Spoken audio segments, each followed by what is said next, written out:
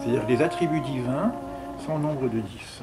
Seulement qu'elles apparaissent selon le mystère de 4 ou de 6.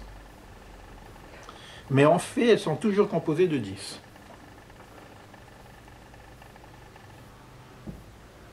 Ça va? Vous êtes bien assis, hein?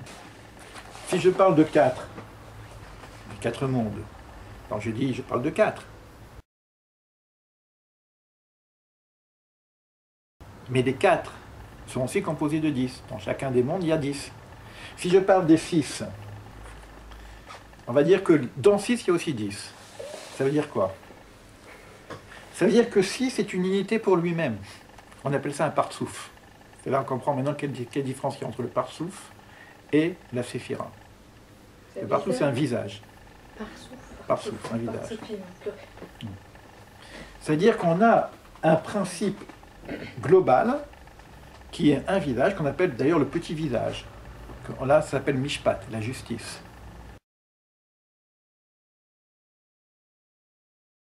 L'organisation globale du système du Mishpat. Zerenpin, ça s'appelle. Le Zerenpin.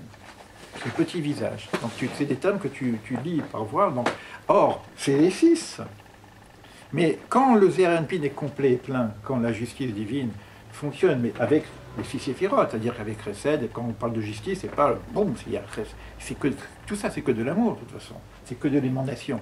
Mais ça s'appelle petit visage, c'est-à-dire ça s'appelle organisation sédère selon la notion de la justice, mishpat.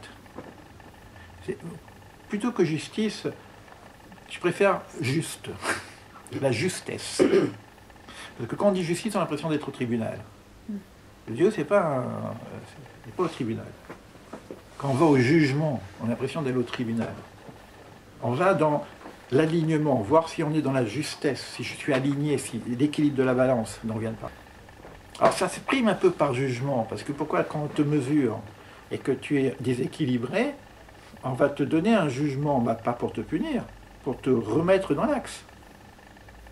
Parfois ça fait mal, parce que je suis tellement comme ça. Vous comprenez que ce qui est dit dans un langage qu'on ne comprend pas trop, une fois qu'on rentre un peu dedans, on comprend qu'est-ce que veut dire 10 dans 6, ou 10 dans 4. Ça, c'est l'idéal, quoi, il dit, quoi. Parce qu'elles ne sont pas toujours composées de 10. Quand le partsouf n'est pas complet, il est terne.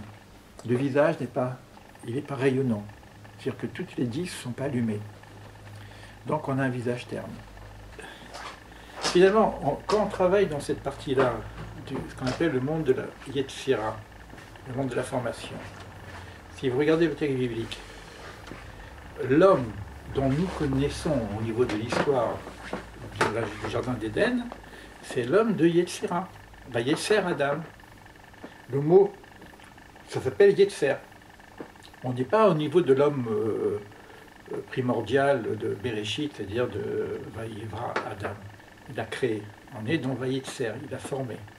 C'est dans cet espace-là qu'il y a eu faute, qu'il y a eu chute. Ça veut dire que quand je travaille dans Yetzira, Sefer Yetzira, donc l'arbre de vie, on va voir que tout ça c'est autour du Yetzira, je travaille dans l'espace.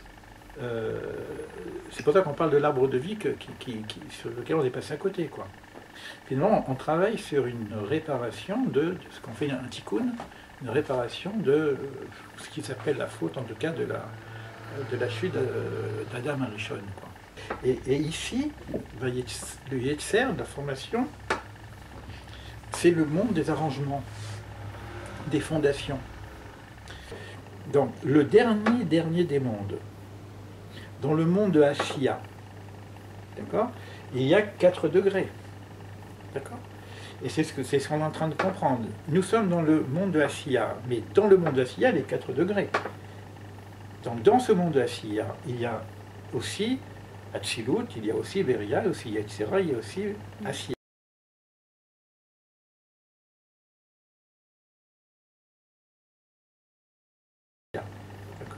Donc, et nous, on est en train de travailler dans Yetzira de Asiya, ce que je viens de dire en tout cas. Hein. Parce que Asiya de Asiya n'est pas fini. N'est pas fini. D'accord? Et quand ça sera fini, on arrive au 7e millénaire, ce qu'on appelle le 7e millénaire. Et ça s'appelle la royauté, ça s'appelle Malchut, ça s'appelle la royauté. C'est quoi la royauté? C'est quoi ce monde fini? C'est qu'on est dans un monde où la face divine est cachée, c'est-à-dire qu'on n'a pas de notion, simplement une croyance ou des idées, mais il n'y a rien de concret sur le divin. Et la finalité de l'ensemble, c'est que le monde va reconnaître un roi qui est Dieu. C'est-à-dire qu'il va y avoir une manifestation divine d'une façon plus concrète, pas physique, mais concrète. C'est-à-dire qu'on va introniser Dieu, tout simplement. Et ça va passer par l'intronisation d'un homme qu'on appelle le Messie. Mais le Messie, lui, il est qu'un intermédiaire, il n'est pas du tout Dieu.